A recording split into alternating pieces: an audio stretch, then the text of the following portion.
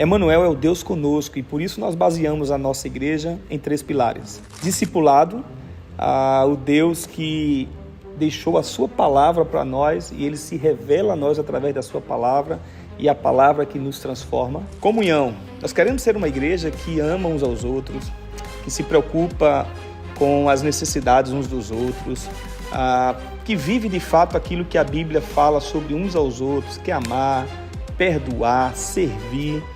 É isso que nós queremos ser, uma igreja que vive comunhão. E missão é exatamente o entendimento que todos nós temos uma missão aqui nesse mundo, que é proclamar o amor de Deus para todas as pessoas.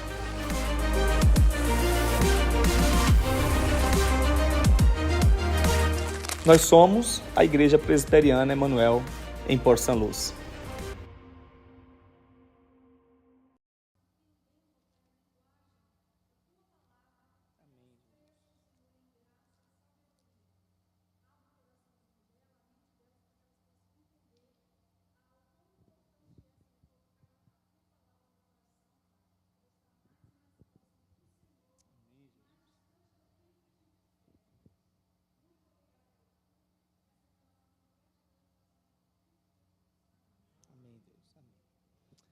Amém?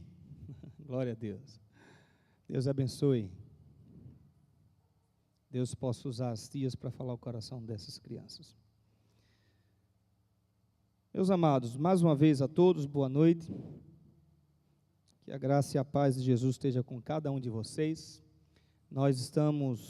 Eu estou compartilhando com vocês, expondo o texto de Atos dos Apóstolos, o livro de Atos dos Apóstolos, uma exposição no livro, de forma cronológica, mas não necessariamente texto por texto, versículo por versículo, tá bom?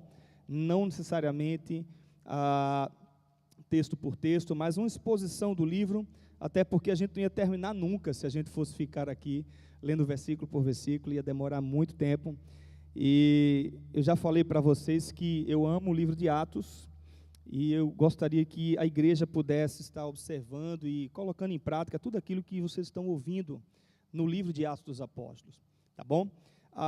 Semana passada a gente deu uma pausa, vocês vão lembrar bem que na semana passada tivemos um intervalo aí por causa da conferência, a conferência lá da Fé Reformada, e transmitimos aqui a pregação do pastor Hernandes Dias Lopes. Vale salientar que todas as pregações foram muito boas, mas eu queria recomendar a primeira pregação do Hernandes, que foi na sexta-feira. Se você puder assistir uma exposição do capítulo 1 do Evangelho de João, vale muito a pena uma exposição do texto ali. Então, eu gostaria de rapidamente fazer uma recapitulação, tá bom? Trazer a nossa memória, tudo aquilo que a gente estudou até agora, até porque talvez alguns estão nos vendo aí pelo YouTube, estão pegando agora, talvez vocês também estão lembrados de tudo que nós vimos.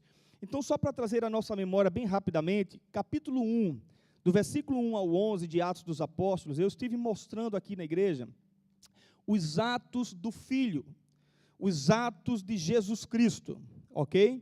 No capítulo 1 de Atos, no versículo 1, você vai ver o evangelista Lucas dizendo assim: escrevi o primeiro livro, relatando, falando, escrevendo das coisas que Jesus começou a fazer, das coisas que Jesus começou a ensinar, e antes dele ser assunto aos céus, Lucas diz ainda assim: ele deixou um mandamento para vocês. Então, eu estou relatando os atos do Filho, é isso que Lucas está dizendo para nós, no capítulo 1 de Atos dos Apóstolos, de 1 a 11, e no versículo 9 ele vai dizer que mandamento é este. Lembra do mandamento? Não. Lembra do mandamento? Atos 1, 9, mas recebereis o poder ao descer sobre vós o Espírito Santo, e sereis minhas testemunhas, tanto em Jerusalém, como em toda a Judeia, Samaria e nos confins da terra. Então perceba que Lucas está mostrando os atos do Filho. Ele está dizendo: eu escrevi o primeiro evangelho, tá certo? O evangelho que fala tudo o que Jesus fez, e eu quero continuar agora os atos, não apenas do Filho, mas eu quero falar sobre os atos do Espírito e os atos da igreja. Do versículo 3 ao 5, ainda falando sobre os atos do Filho, ele vai mostrar que Jesus aparece ressurreto, vivo e de maneira incontestável. Ainda que a humanidade tente contestar quem foi Jesus, o que ele fez, se de fato ele ressuscitou ou não, há relatos históricos, não apenas escriturístico, bíblico, mas há escritos antigos que mostram de fato, pessoas viram Jesus depois de sua morte, não é? E ele diz de forma incontestável. Depois do versículo 6 a 11, a ênfase é a ordem para eles não se espalharem, né, e ficarem em Jerusalém até a descida do Espírito Santo. E aquele momento então ali, Jesus estava dizendo a eles, e Lucas narra isso, dizendo que aquilo que foi profetizado por Joel iria acontecer em poucos dias. Então ele estava dizendo, não se afastem de Jerusalém, permaneçam em Jerusalém porque a promessa vai chegar. Não é? O Filho foi, mas vai vir sobre vocês o Espírito Santo. Depois ele fala do mandamento, que é ser testemunha, no versículo 8, né? E aí ele sobe de forma gloriosa para a presença do Pai. Os anjos dizem para assim, olha, da mesma forma que vocês viram ele subir, ele também vai descer. E aí, claramente, então, a gente vê aqui os atos do Filho, tá certo?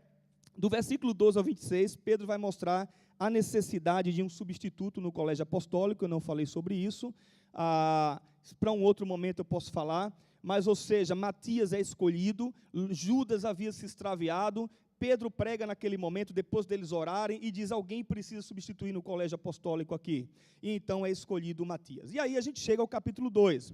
No capítulo 2, versículos de 1 a 13, nós temos os atos do Espírito Santo de Deus, ok? A gente vai ver claramente aí, eles estavam reunidos, quantas pessoas haviam lá, quem lembra? Capítulo 1 de Atos, depois vai mostrar isso, e no capítulo 2 deixa isso mais claro ainda, 120 pessoas.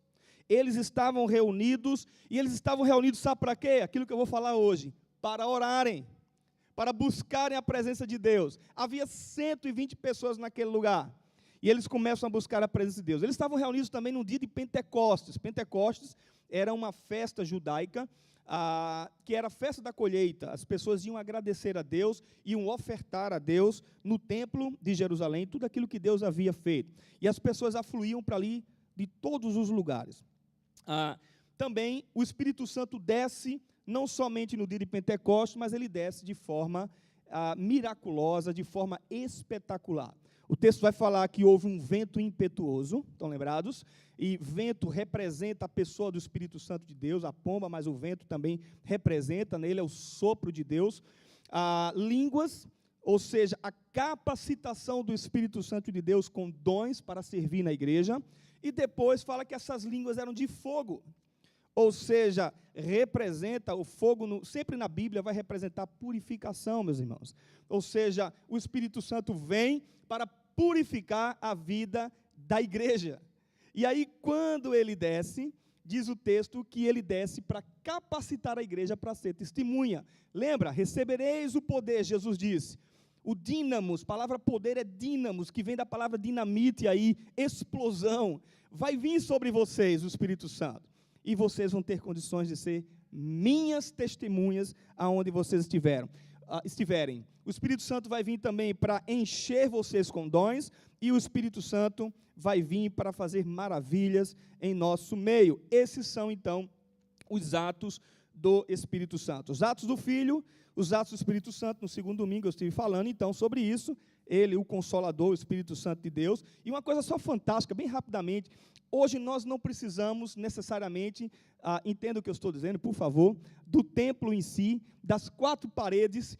Você hoje é templo do Espírito Santo, ele mergulhou na sua vida, esse é o verdadeiro batismo, ele entrou na sua vida, e se ele entrou na sua vida, você é templo do Espírito Santo de Deus. Então se santifica, cuidado com o seu corpo, cuidado com sua vida, cuidado com sua mente, porque dentro de você e de mim, habita o Espírito Santo de Deus. Ok? Esse é só um detalhe interessante. E aí então, capítulo 2, versículo 14, até o final de Atos, a gente vê os atos da igreja. Até o final do livro, a gente vê os atos da igreja, tá bom? Depois da descida do Espírito Santo, a gente vai ver que Pedro prega, 3.000 pessoas se rendem a Jesus Cristo.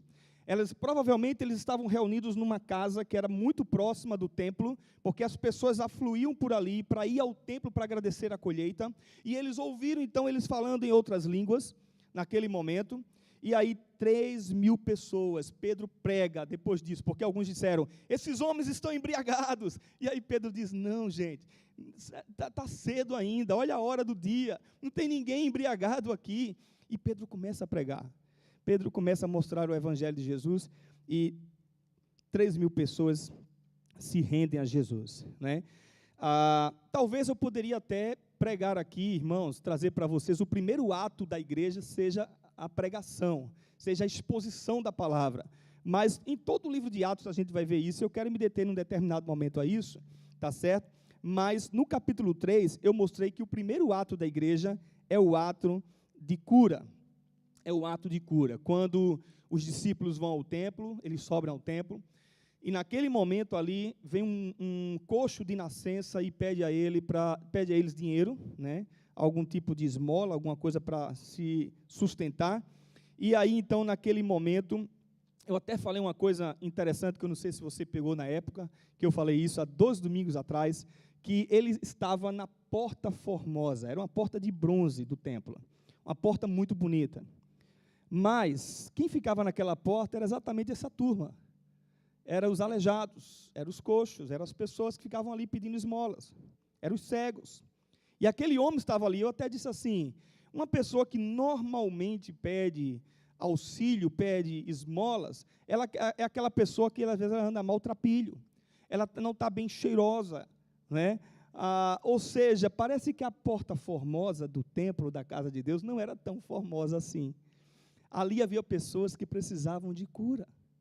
E eu estive fazendo uma analogia aqui com a gente, dizendo o seguinte, que a igreja é um lugar de cura. Aqui sempre entrará pessoas necessitando de cura. Pessoas falhas, pessoas pecadoras, pessoas com problemas na sua vida espiritual, na sua vida pessoal, na sua vida sentimental, na sua vida emocional, que precisam da cura de Jesus. E nós temos que ser essa igreja, uma igreja que promove cura. Pedro chega para o paralítico e diz, olha, não tenho dinheiro, mas eu tenho algo muito melhor do que dinheiro. Eu tenho Jesus Cristo. E eu acho fantástico porque o ato de cura, ele foi completo. Se você perceber, quando Jesus curava alguém, aquela pessoa saía para contar os seus. Agora, quando Pedro cura esse homem, ele entra no templo com Pedro. Ele não sai feliz da vida para contar os seus, ele passa todo aquele tempo ali sendo discipulado pelos discípulos, diz o texto, louvando a Deus, glorificando a Deus. Sabe por quê? Porque a cura de Jesus que ele quer dar ao homem não é somente física. E que as igrejas por aí fora enfatizam tanto isso. A principal cura que Jesus quer dar é a espiritual. É a transformação da vida da pessoa. Mas eu não sei se vocês perceberam, antes de entrar no nosso texto agora, que eu pulei um texto fantástico de Atos dos Apóstolos. Eu não sei se vocês perceberam que eu pulei, talvez o texto que classifica quem era a igreja primitiva. Como eles viviam, o que eles faziam, que é Atos capítulo 2, do 42 ao 47. E eu vou deixar esse texto propositadamente para encerrar a série de mensagens, a exposição do livro de Atos nesse texto. Quando o texto diz que perseveravam na doutrina dos apóstolos, na comunhão, no partir do pão, nas orações, em cada alma havia temor, prodígios e sinais eram feitos por intermédio dos apóstolos, dos que creram era tudo em comum, vendiam suas propriedades e bens, distribuíam o produto diante de todos para que os apóstolos vissem a necessidade de todos e pudessem assim ajudar. E o texto continua. Eu vou deixar ele para o final. Eu quero então voltar aqui para nós ao texto do capítulo 3 e o capítulo 4 de Atos. Eu quero entrar então e expor esse texto, falar sobre atos de oração. Capítulo 3 então de Atos, por favor, deixe sua Bíblia aberta, o versículo 1 apenas, e depois eu vou ler o capítulo 4. Por favor, Atos capítulo 3, versículo 1, diz assim a palavra do Senhor. Certo dia, Pedro e João estavam subindo ao templo na hora da oração, às 3 horas da tarde, a hora nona. Agora capítulo 4, versículo 23 a 31. Assim que foram libertos, Pedro e João voltaram ao lugar onde estavam os outros irmãos e lhes contaram o que os principais sacerdotes, líderes, tinham dito. Ao ouvir o relato, todos os presentes levantaram juntos a voz e oraram a Deus. Ó soberano Senhor, Criador dos céus e da terra, do mar e de tudo que neles há, falastes muito tempo atrás pelo Espírito Santo, nas palavras do nosso antepassado Davi, teu servo, porque as nações se enfureceram tanto, porque perderam tempo com planos inúteis. Os reis da terra se prepararam para guerrear, os governantes se uniram contra o Senhor e contra o seu Cristo. De fato, isso aconteceu aqui, nesta cidade, pois Herodes Antipas, o governador Pôncio Pilatos, os gentios e o povo de Israel se uniram contra Jesus, teu servo, teu santo servo, a quem ungiste. Tudo que fizeram, porém, havia sido decidido de antemão pela tua vontade. E agora, Senhor, ouve as ameaças deles e concede aos teus servos coragem para anunciar a tua palavra. Estende a tua mão com poder para curar, e com sinais e maravilhas sejam realizados por meio do nome do teu santo servo Jesus Cristo. Depois dessa oração, o lugar onde eles estavam reunidos tremeu. Todos ficaram cheios do Espírito Santo e pregavam corajosamente a palavra do Senhor. Pai amado, nós estamos na tua presença, Senhor. Nessa hora eu quero clamar ao Senhor, que o Senhor possa aplicar esses textos que nós lemos, que eu li agora. Fala ao nosso coração, não deixa que a gente saia daqui sem ouvir a tua voz. Penetra profundamente na nossa alma, Senhor, e que saiamos daqui edificados para a honra e para a glória do teu santo nome. Em nome de Jesus.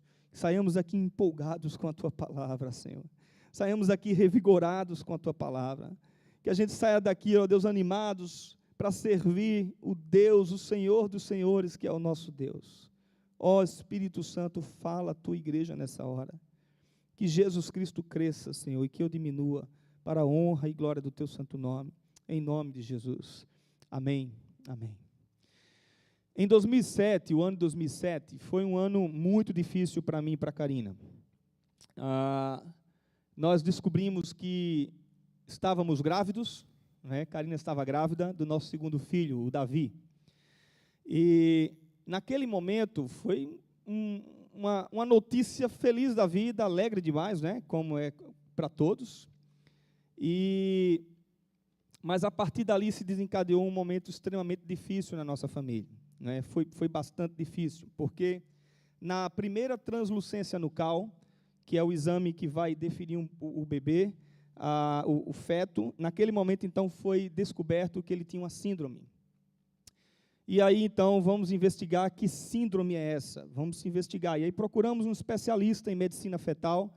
Em Recife, na época, haviam 2 especialistas, era uma ciência nova, e nova pelo menos para lá, né?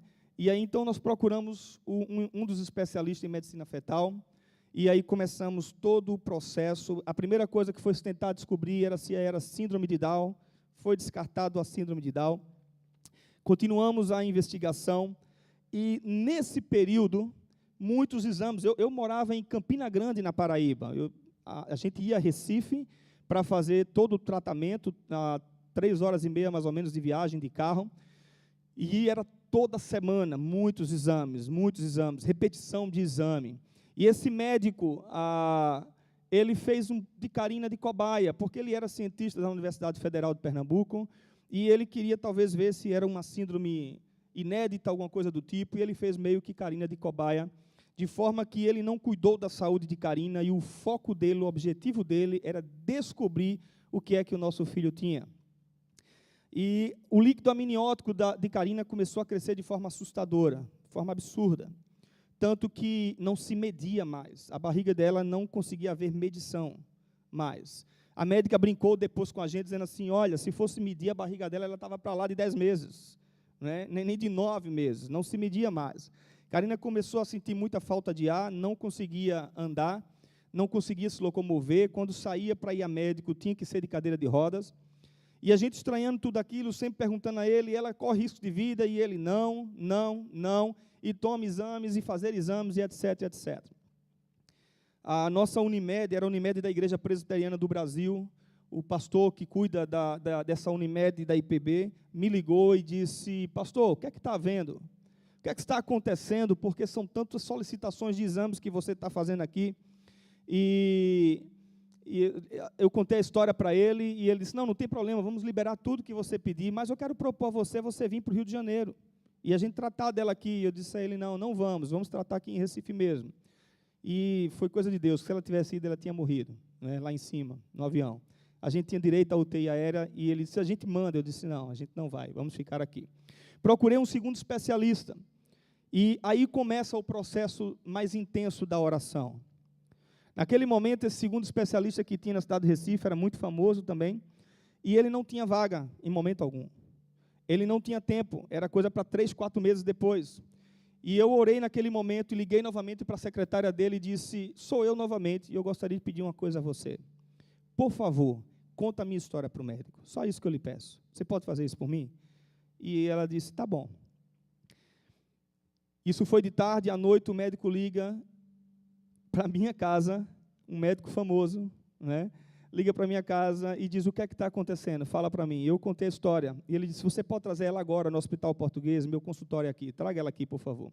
E eu levei, então, Karina lá na hora. Ele tentou examiná-la. Naquele momento, ele não conseguiu examinar a Karina, não conseguia mais fazer exame, fazer ultrassom, não conseguia fazer absolutamente nada. E ele olhava para ela e ele tentou dizer para nós, olha, ela está correndo sério risco de vida.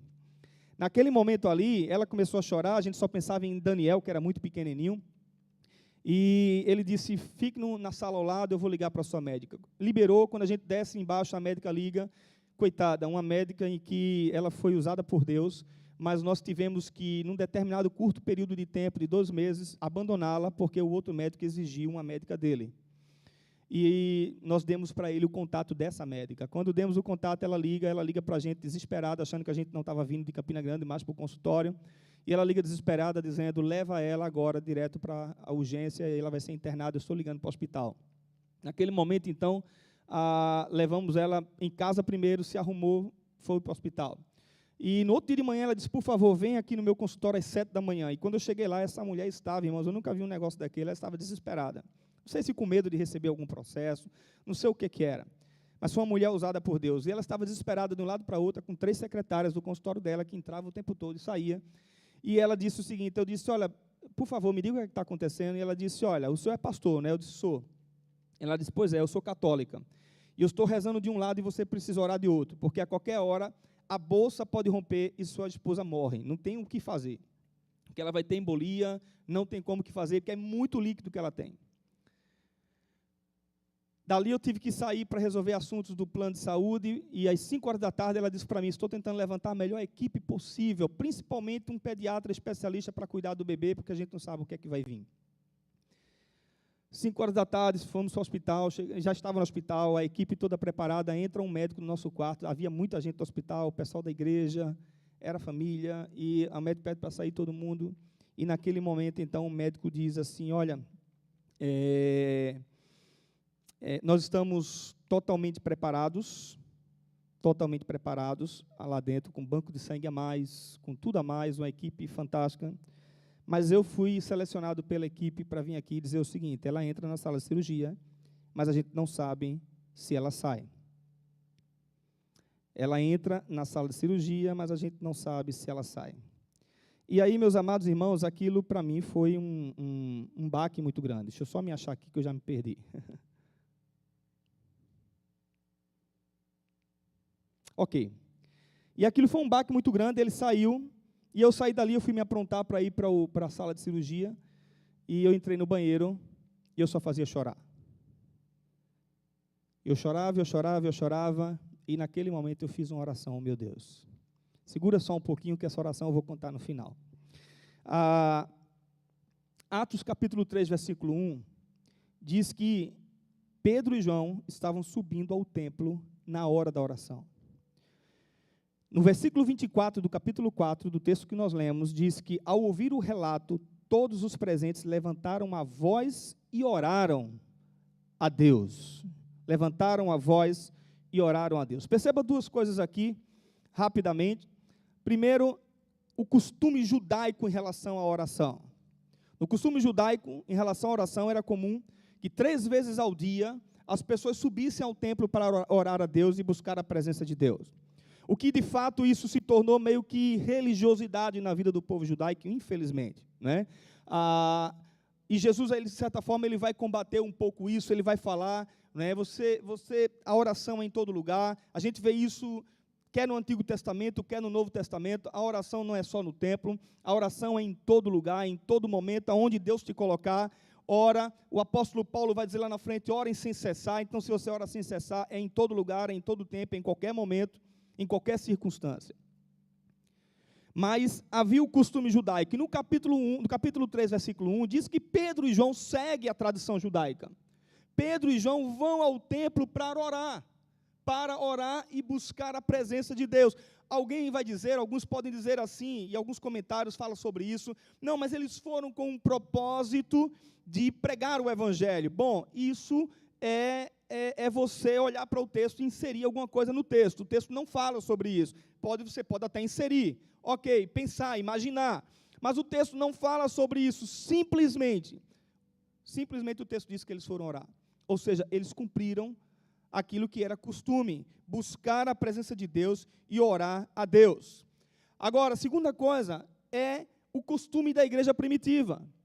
Se você for ver, por exemplo, o capítulo 1 de Atos, de 13 a 15, diz que eles subiram a uma sala no andar superior da casa, onde estavam hospedados. Ali estava Pedro e João, e todos os apóstolos. Depois, com eles também se reuniam em oração as mulheres, e depois fala de 120 pessoas. Capítulo 2, diz o texto que eles perseveravam na oração, e diz no templo e de casa em casa. E agora no capítulo 4, versículo 20, diz que a igreja se reunia numa casa. Bom, presta bem atenção nisso. Era comum isso mesmo, porque a igreja não tinha templo, a igreja estava começando. E todo o primeiro século do cristianismo, da era cristã, a igreja se reunia nas casas. E eles se reuniam para orar. Mas eles também não deixaram o costume do templo. Com isso eu quero falar rapidamente 2 coisas para nós, para que a gente entenda rapidamente a importância de nós estarmos juntos em oração. Seja no templo, seja nas casas, mas você está junto como igreja para buscar a presença do Senhor, para interceder por sua vida e pela vida uns dos outros, para se relacionar com um Deus maior, o Deus Todo-Poderoso, o Deus que nos ama, o Deus que cuida de nós. Seja no templo, seja nas casas, ora, busca a presença de Deus. Mas eu tenho uma pergunta inquietadora.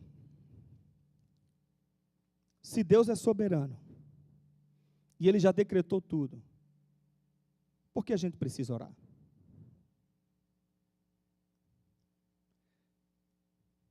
Se Deus é soberano, e tudo já está nos planos, tudo já foi estabelecido, tudo já foi projetado, por que nós precisamos orar? 2 respostas bem simples. Primeiro, Deus é sim soberano. Deus, Ele é o onipotente Senhor de todas as coisas, que conhece o que você pensa, o que você está sentindo, e Ele sabe todos os seus pensamentos, e os meus. E Ele já decretou tudo sim. Mas, esse Deus é tão soberano,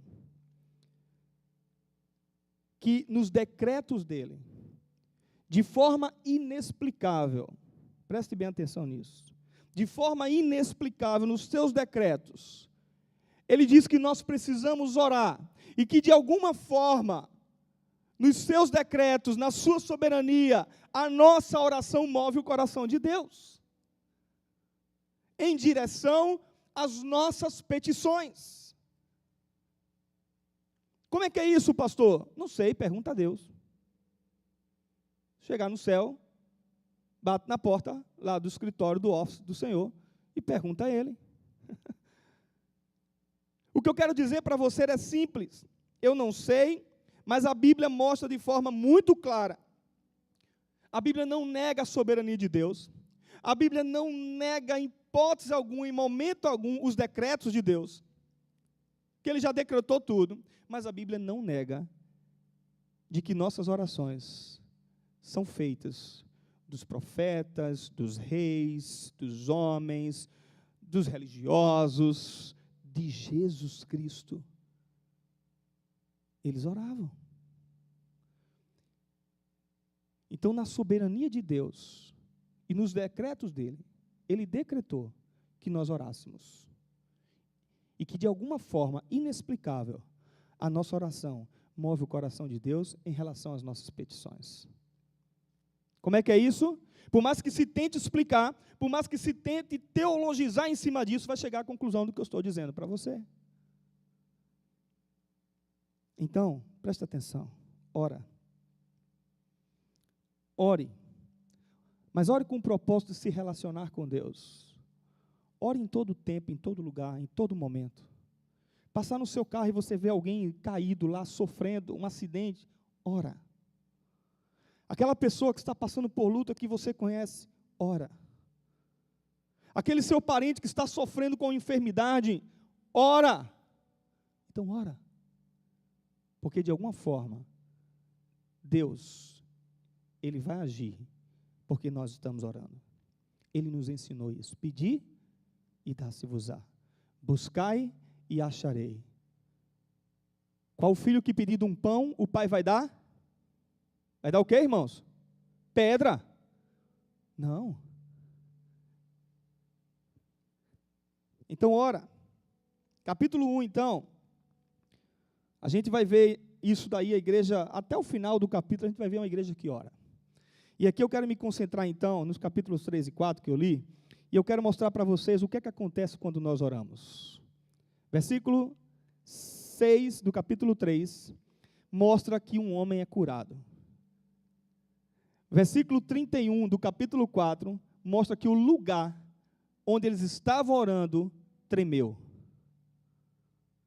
Com isso eu quero dizer para você, em primeiro lugar, o que é que acontece quando nós oramos. Sabe o que acontece? O extraordinário de Deus acontece.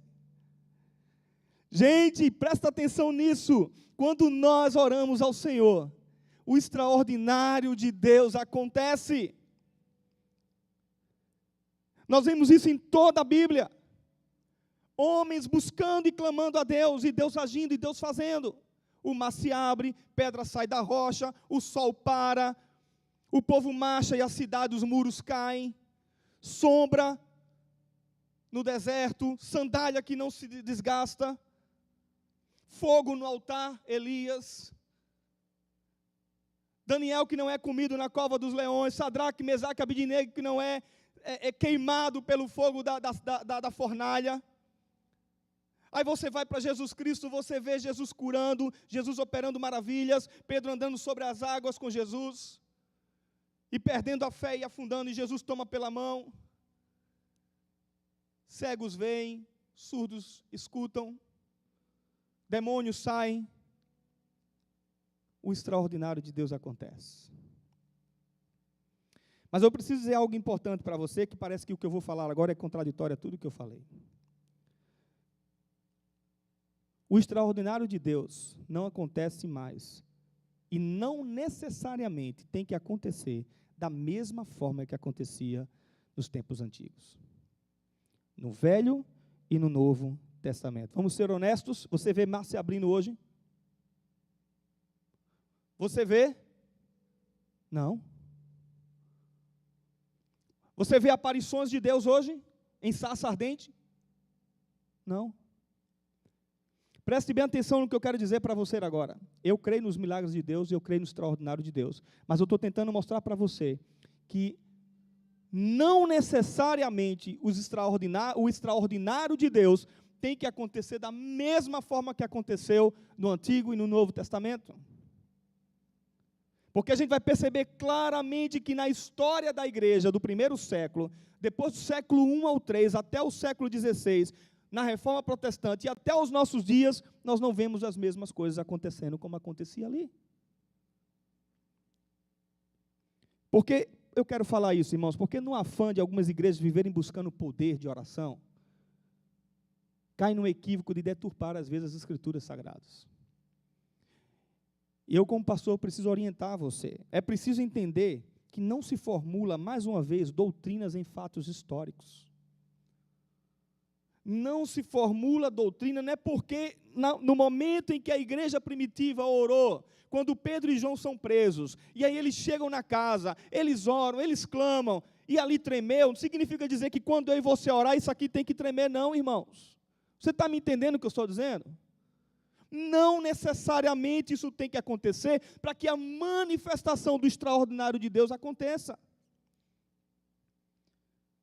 Então, os milagres de Deus, as curas, os fatos extraordinários, eles tinham propósitos, eles tinham objetivo.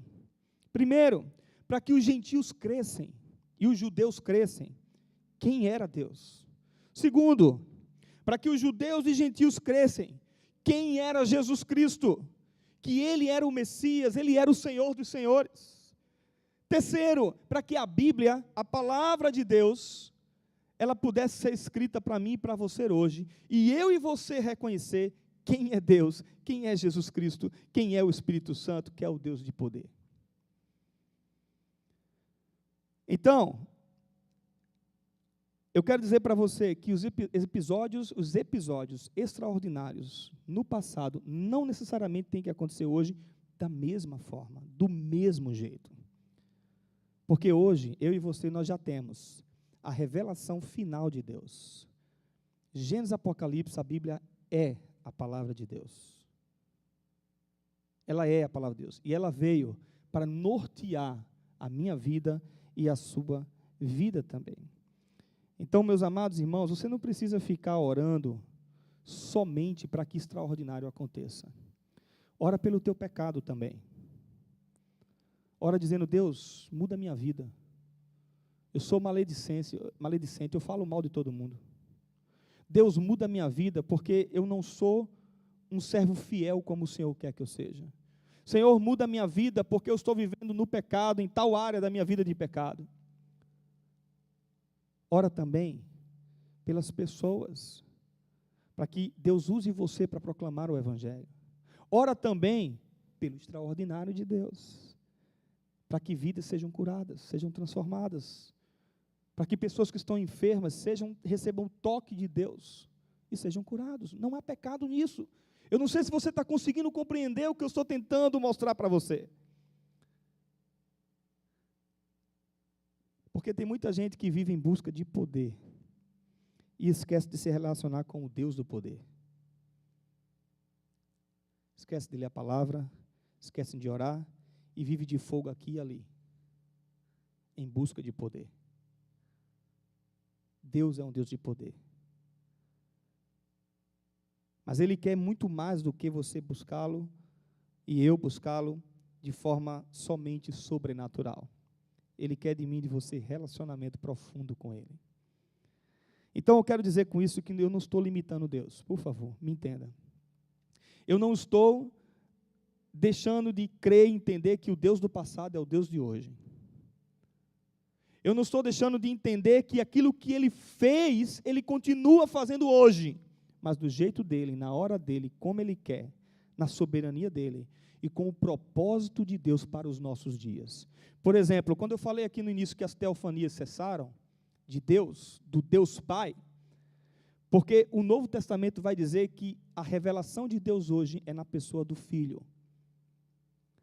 O Novo Testamento vai dizer para nós, irmãos, claramente, que agora Deus se revelou a nós na pessoa do Filho e também do Espírito Santo de Deus. Você não precisa ficar esperando Deus aparecer no seu quarto, um anjo aparecer no seu quarto, não. Se você tem o Espírito Santo de Deus habitando dentro de você, que não acontecia no passado, Ele vai dizer ao seu coração como eu e você precisamos andar e fazer e agir. Você está entendendo o que eu estou dizendo? Então Então, eu não estou limitando Deus, eu estou afirmando que eu creio no extraordinário de Deus, que não necessariamente da mesma maneira como era no passado, que acontecem os extraordinários de Deus hoje. Eu não limito o meu Deus, mas eu quero dizer que teve um propósito. Então, ore a Deus pelo extraordinário, para que o extraordinário aconteça na sua e na minha finanças, nas nossas finanças. Para que o extraordinário de Deus aconteça no seu casamento, se ele não está bom, se ele está passando por dificuldade, para que o extraordinário de Deus sim aconteça, mais uma vez eu repito, na saúde de alguém, que você clama, que você intercede, que você impõe as mãos, e Deus cura.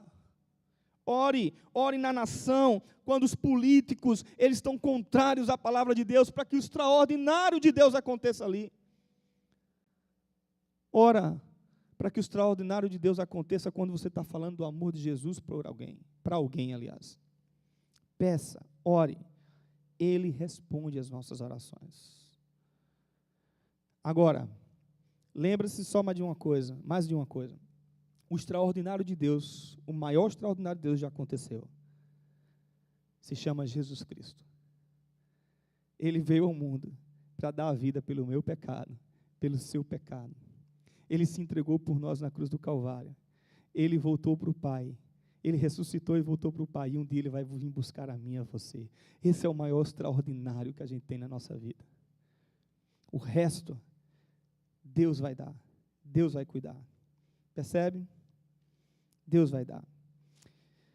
Então, meus amados irmãos, o que é que acontece quando nós oramos? O extraordinário de Deus acontece. Segundo, capítulo 3, 11 a 26. Diz o texto que eles foram orar e o milagre da cura acontece na vida do coxo.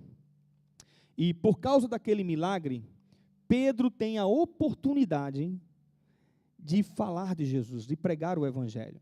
Então, quando nós oramos, as portas se abrem para a proclamação do Evangelho.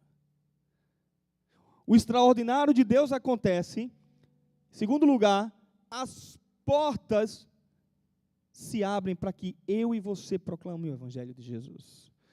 Vamos ser bem honestos, irmãos, essa igreja, ela só será uma igreja forte na cidade de Porto São Lúcio, se eu e você, na individualidade, como um cristão verdadeiro, proclamar o Evangelho de Jesus para as pessoas que estão lá fora. Quando nós fizermos isso, porque nossa intenção não é tirar ninguém de igreja, ou é a sua intenção? Não deve ser a nossa intenção. A nossa intenção é tirar a gente do inferno. E para isso eu tenho que abrir a minha boca, que Ele vai encher, que Ele vai falar através de mim, Ele vai me usar para proclamar o Evangelho de Jesus. E eu vou ser usado dentro da igreja, nos ministérios, para que a igreja se prepare para receber essas pessoas. Então, quando nós oramos, quando nós buscamos a presença de Deus, seja aqui, seja nas casas, seja na individualidade, é dizendo, Deus me usa para pregar o teu Evangelho. Eles foram ao templo orar, e no caminho, um coxo é curado por eles, e depois as portas se abrem para a proclamação do Evangelho. E o que eu acho mais fantástico, irmãos, é que eles pregam o verdadeiro Evangelho, e não o que a gente tem ouvido hoje em dia. Não o que nós temos ouvido hoje em dia. Deus é bom, Deus vai te dar. O melhor de Deus está por vir. É só isso que a gente escuta. Pregações humanistas, pregações para massagear o ego da vida das pessoas. E eu me lembro de uma pessoa que bateu uma vez na minha porta, lá em Campina Grande, quando eu era pastor. E ela, frustrada, chorando, ela disse, pastor, o que é que eu faço? Porque a minha igreja só prega que eu vou ser próspera. E eu não sou próspera. Eu estou devendo, eu estou passando por isso, por aquilo outro.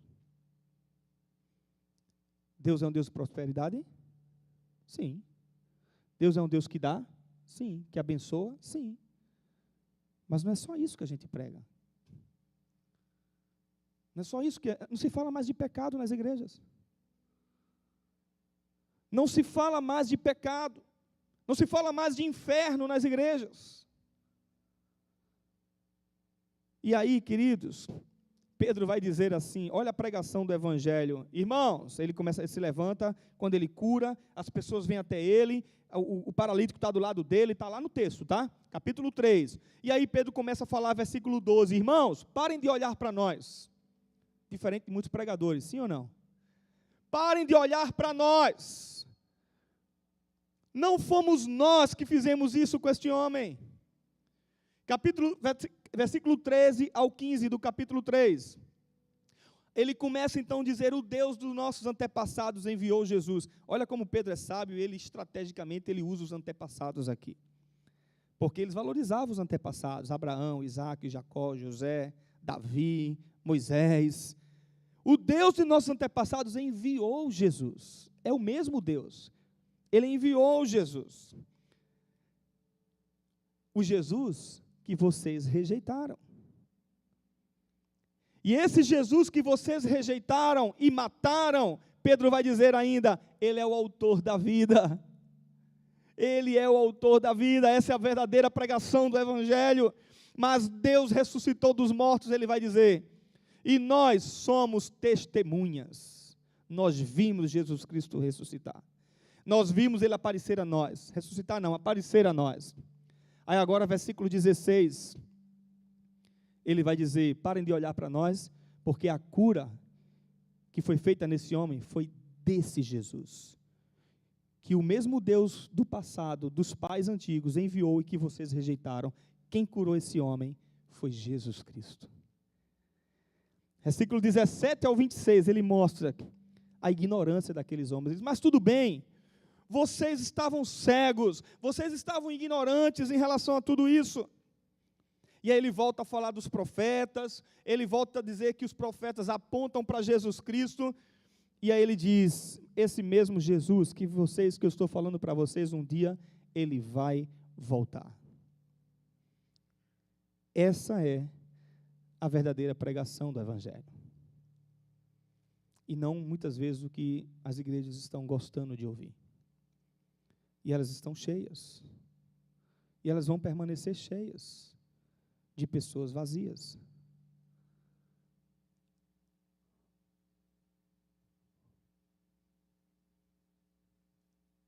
O resultado da pregação de Pedro, sabe qual foi? Eles foram presos. Depois, 5.000 pessoas se converteram a Cristo. Depois, eles foram confrontados com a fé deles. Parem de falar desse Cristo. Parem de falar desse Jesus. Mas Deus nunca nos abandona, irmãos, quando nós nos dispomos a orar e a pregar o Evangelho. Deus não nos abandona. Versículo 29 em diante, aí você vai ver a igreja orando por eles, pedindo mais intrepidez para pregar o Evangelho.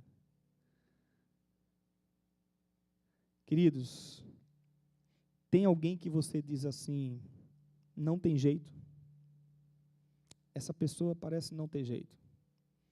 Eu não vou negar para vocês, não. Eu conheço a teologia, eu conheço a Bíblia, e tem hora que isso me pega, tá? E eu penso assim em alguém, eu disse, meu Deus, parece que essa pessoa não tem jeito. Será que de fato ele é escolhido, ele é do Senhor? Ora, para que a palavra de Deus alcance essa pessoa. Aquele que você olha assim e diz assim, eu não gosto, eu não suporto. Eu não consigo nem ver de perto essa pessoa. Ora. Ora para que Deus use você para proclamar o Evangelho, para que as portas se abram para você gostar dele, amá-lo e pregar o Evangelho para ele. Tem países fechados para o Evangelho. Ora para que Deus envie mais missionários para esses lugares, para que as portas desses lugares se abram para o Evangelho. Tem causas impossíveis.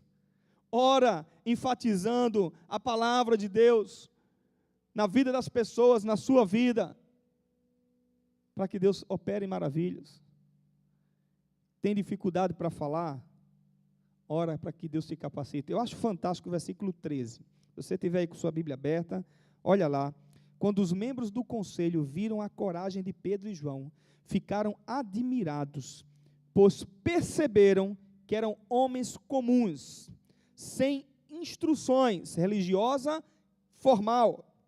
Reconheceram também que eles haviam estado com Jesus. Isso depois que Pedro prega. Sabe o que é isso? Como é que esses homens sabem tudo isso? Como é que esses homens falaram tudo isso? Como é que eles estão dizendo tudo isso? Sabe por quê? Porque eles andaram com Jesus, eles aprenderam de Jesus, eles se relacionavam com Jesus através da oração. E as portas do Evangelho se abrem.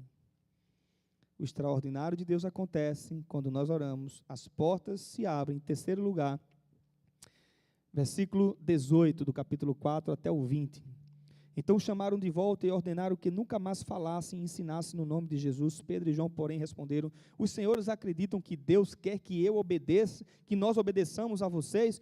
Não podemos deixar de falar do que vimos e ouvimos. Sabe que em terceiro lugar eu quero dizer para você, quando a igreja ora, quando você ora como igreja, nós não negociamos o Evangelho de Jesus, nós não negociamos aquilo que nós aprendemos de Jesus, quem nós somos para Jesus, quando nós nos relacionamos com Ele. Eles dizem assim: primeiro importa obedecer a Deus do que aos homens. Esses homens, Pedro e João, a gente vai ver, não só ele como a igreja, eles se relacionaram com Jesus, eles andaram com Jesus, eles viveram com Jesus, eles aprenderam diretamente de Jesus, eles foram transformados por Jesus. A pergunta é: como negar esse Jesus? A minha pergunta para você é: você anda com Jesus, você caminha com Jesus, você foi transformado por Jesus, você recebe as bênçãos de Jesus, e eu, como nós não vamos negar Jesus? Como não obedecer, como não servir, como não amar aquele que nos deu a vida eterna? E era isso que eles estavam dizendo. Então, a igreja que ora, o extraordinário acontece. Eu vou ser mais rápido, porque já levantaram a plaquinha para mim ali. Versículo 31 agora do capítulo 4. Compartilhamos nossas lutas, glorificamos a Deus, juntos intercedemos uns pelos outros. Uma igreja que ora, ela compartilha suas lutas pessoais. Versículo 23 vai dizer isso: contaram o que os principais sacerdotes e líderes tinham dito. Eles saem dali, eles voltam para a igreja, para a casa onde eles estavam reunidos, e eles contam o que os principais sacerdotes fizeram. Às vezes a gente vive no nosso meio um sincretismo religioso. Não, eu não vou dizer para ninguém o que eu estou pedindo a Deus, o que eu estou orando, porque pode dar errado. Pode ser negativo para mim. Isso é sincretismo religioso. Isso é uma mistura de catolicismo com espiritismo. Para com isso. Compartilha. Fala. Pede oração. Que Deus vai te dar, meu irmão. Deus vai te abençoar. Mas não só isso. Glorificaram a Deus juntos. Eles dizem: ó soberano Senhor, Criador dos céus, da terra, do mar e tudo que neles há. Eles levantaram a voz juntos, adorando a Deus pelo problema que eles estavam vivendo. E aí eles clamam pelo problema. Agora, Senhor, ouve as ameaças deles e concede aos teus servos coragem para anunciar o Evangelho. Estende a tua mão para curar e que sinais e maravilhas sejam realizados. E aí eles continuam. Percebe? Quando nós oramos como igreja, individualmente, a gente compartilha nossas lutas. A gente glorifica a Deus juntos. E a gente pede pelo problema uns dos outros. O extraordinário de Deus acontece, as portas se abrem para a pregação do Evangelho, não negociamos o que cremos e a gente ora juntos.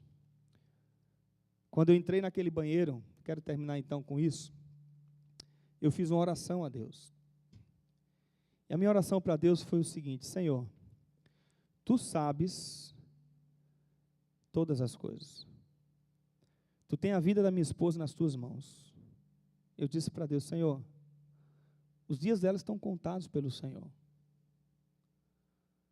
Eu clamei a Deus naquele momento, chorando no banheiro, dizendo a Deus: Senhor, apesar de saber tudo isso, salva a minha esposa. Não deixa que ela morra. Não deixa que fiquemos eu e um filho pequeno, sem uma mãe, sem uma esposa. E orei também pelo filho, e eu saí dali para a cirurgia. Foi uma cirurgia difícil, muito difícil. Muita gente orou, inclusive gente aqui nos Estados Unidos, gente no Brasil. E hoje Karina está aqui para a glória de Deus. Sabe por quê? Porque Deus é um Deus que responde nossas orações. Feche seus olhos, vamos orar.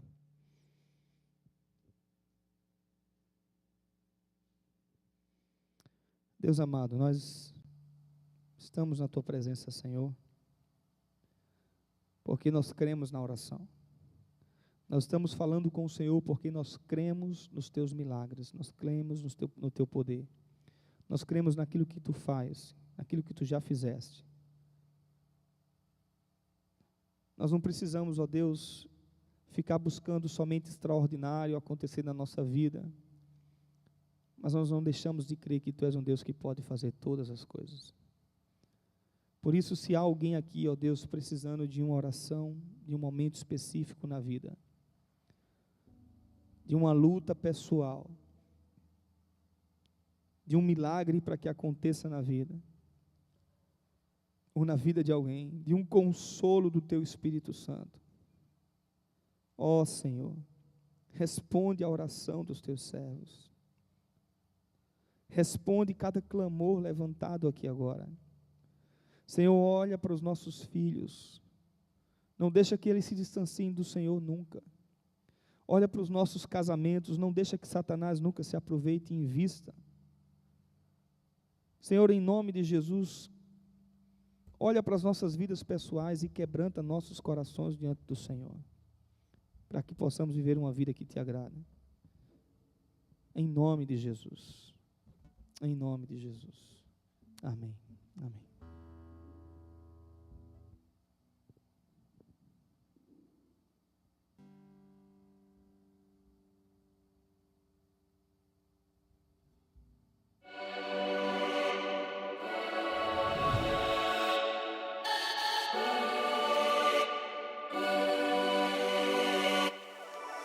A Igreja Presbiteriana é uma igreja histórica. Ela vem desde a Reforma Protestante do século XVI.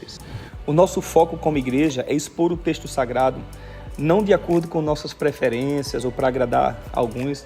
O nosso foco é, de fato, explorar o texto à luz do seu contexto, à luz dos originais e mostrar o que, de fato, a palavra de Deus quer dizer para nós. Nossos cultos são cristocêntricos. A ênfase não é em mim, não é em você. A ênfase não é no homem, mas em Cristo. Tudo que nós fazemos no culto, nossa música,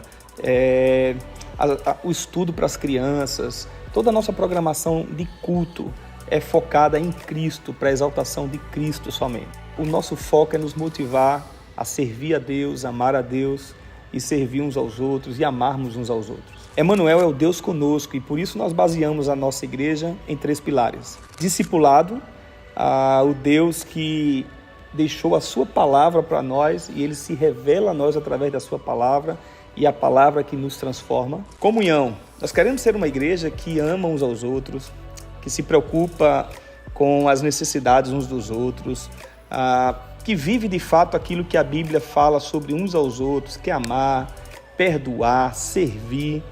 É isso que nós queremos ser, uma igreja que vive comunhão.